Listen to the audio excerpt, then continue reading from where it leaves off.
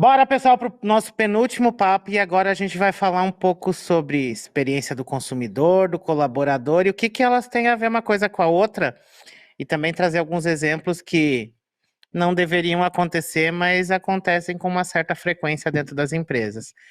Para isso, as minhas convidadas são a Carol Nucci, que é especialista nesse tema e é representando aí marketing de gentileza, e a Simone Cebrián, que atua dentro de várias empresas como mentora de carreira e liderança. Então, meninas, é um prazer ter vocês com a gente para debater esse tema que tem que estar no planejamento, não tem? Acho que tem que ter uma visão como um todo. Com Que a certeza. jornada do colaborador cada vez é mais importante e impacta muito lá fora, né? Aquela empresa que você sabe que não é muito legal, você já nem...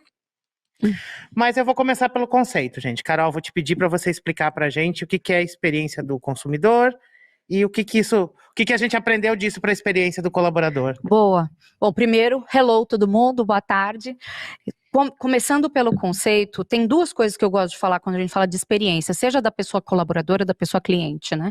O primeiro deles é que a experiência, ela é sob a perspectiva externa do outro. Então, às vezes a gente fala, eu vou criar uma experiência. Ninguém cria experiência. Uhum. Você proporciona a experiência, mas a experiência nada mais é do que a percepção e o sentimento daquela pessoa no conjunto de várias interações entre um problema e uma solução ao longo de uma jornada.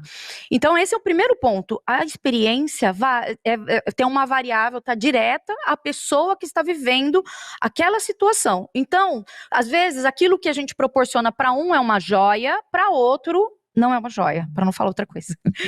O outro ponto é que experiência não é só uma transação. Então, por exemplo, quando a gente fala de experiência de cliente, de consumidor, às vezes a gente se foca muito no momento de compra e venda ou no uso do produto, né? Fala de experiência do usuário no produto. Mas, gente, a experiência começa muito antes e termina muito depois, no momento de compra e venda. E a proposta de valor da empresa é ao longo dessa jornada. O que isso tem a ver com a experiência da pessoa colaboradora, né? Quando eu falo de experiência do cliente, quem proporciona, aí eu falando cria experiência, quem proporciona essa experiência são as pessoas colaboradoras da empresa, sejam aquelas que estão atuando indireta ou inclusive diretamente.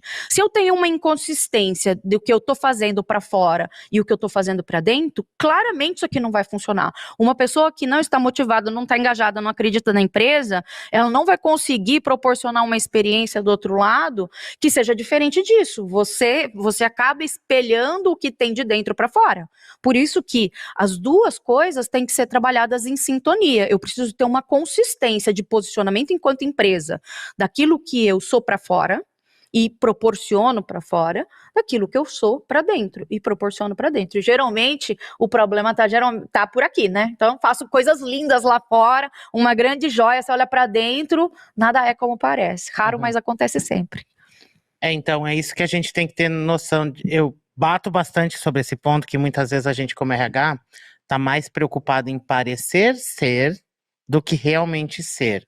Se eu sou e estou fazendo de verdade, vai transparecer para fora. Vai para fora, as pessoas vão comentar. E um exemplo que eu trouxe também já num outro conteúdo, tô aqui fofocando com a Simone me fala que ela está procurando um emprego. Se a minha empresa é um bom lugar para trabalhar, eu talvez falasse, Simone, acho que tem uma vaga lá. Agora, se eu já sei que ali não é um lugar muito legal para trabalhar, eu vou indicar um amigo? Não. Pode, Não. Bina, é uma cilada. Esse é o primeiro. Aquilo que você está escrevendo na sua página de carreira, quando você publica uma vaga, traduz o seu dia a dia? Ou você está usando aquela parte que a gente aprendeu um pouquinho demais com marketing? Que a gente, assim, né, bebeu um pouquinho da fonte do marketing em várias coisas. Justo. Em algumas delas tomou um porre. Porque a gente aprendeu a vender o que não existe muitas vezes. Tá escrevendo uma vaga maravilhosa, e eu mesmo sei que não tá sendo aquilo. Mas você tá escrevendo aquilo. Tudo bem que muitas vezes nós, como RH, não temos o poder de dizer não. Como eu brinco muitas vezes, a gente muitas vezes a gente não é o bandido da história, mas a gente também não pode ser cúmplice. Tem que falar, querido, vem cá, deixa eu te explicar. Isso aqui que você pediu na vaga, não vai ter, não vai rolar. A gente não faz isso, não adianta mentir.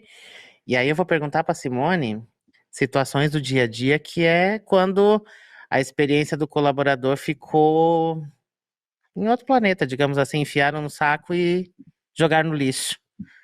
Bom, obrigada pelo convite, você que está aí assistindo esse trio Parada Dura. Hoje nós vamos pular corda na fogueira. Bora, Léo? Bora. Eu sou Simone Cebrian, sou mentora de carreira e liderança e o foco é felicidade profissional. E quando eu falo em felicidade profissional, as pessoas entendem que é sair dando gargalhada para lá e para Os cá. ursinhos carinhosos. lá. Aqui, ó, com a barriguinha para fora. 5, 4, 3, 2, 1, valendo. Não é. O que você traz do lado de fora para dentro da empresa? Então, quando nós falamos de experiência, experimentar coisas no dia a dia, riquíssimo conteúdo da Carol.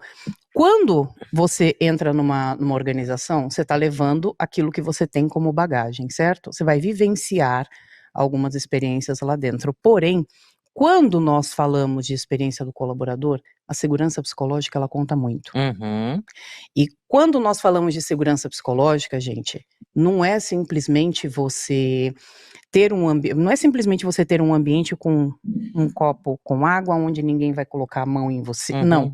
É você conseguir conversar com as pessoas, é você conseguir. O Léo é meu gestor e eu consigo dizer para ele que esse copo aqui ao lado da mesinha dele, em algum momento ele pode virar esse copo no computador. E que aquilo pode trazer um dano. Mas como que eu vou falar isso pro Léo, meu gestor, maior gestor, grande, muito grande, que ele pode cometer um erro? Você sabia que grande parte das pessoas, elas não têm respeito, elas têm medo. E a cultura do medo é algo instalado em grande parte das organizações. Então, quando eu falo de medo, é medo de falar, olha, você pode cometer um erro aqui. Manda quem pode. Obedece quem tem juízo. Não. Tem juízo? Não temos. Então, eu até vi um post hoje no LinkedIn sobre isso, que endossando um pouco o medo como uma forma, isso funciona, mas não endossando, mas falando, o medo funciona mais do que uma abordagem de incentivo positivo, mas para mim existe um contraponto, porque quando você faz isso no medo, e aí quando eu penso em experiência, você tá entrando num ciclo vicioso, né, porque fica aquela coisa do manda quem pode, obedece quem tem juízo, vamos fazer a qualquer custo, dane-se, você entra num ambiente de insegurança psicológica, você não sabe o que vai acontecer, como acontecer, se você pode falar, não pode falar, com quem você confia e tal. A insegurança psicológica gera o estresse e esse estresse faz com que você não olhe para o outro. Seja esse outro o consumidor lá fora, seja a pessoa que trabalha com você, porque você tá ali, ó, cabreiro com todo mundo. Como que você vai olhar para a perspectiva de todo mundo? E aí,